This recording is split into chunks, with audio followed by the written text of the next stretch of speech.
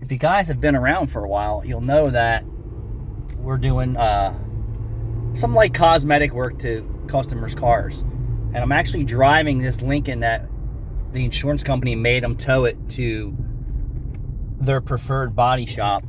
And then they told the customer we're towing him a car, and he said, "Oh, no, you're not." And then he brought it to me for the estimate and repairs. I'm driving the car right now. There ain't nothing wrong with this car.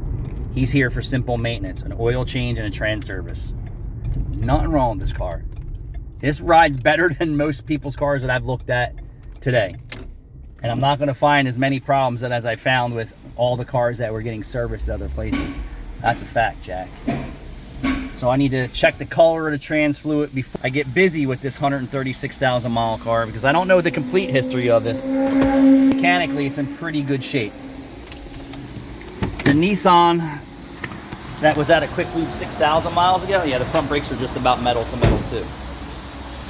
So as the day unfolds, I'll bring you back on what we're doing over here. Big time loyal customer here.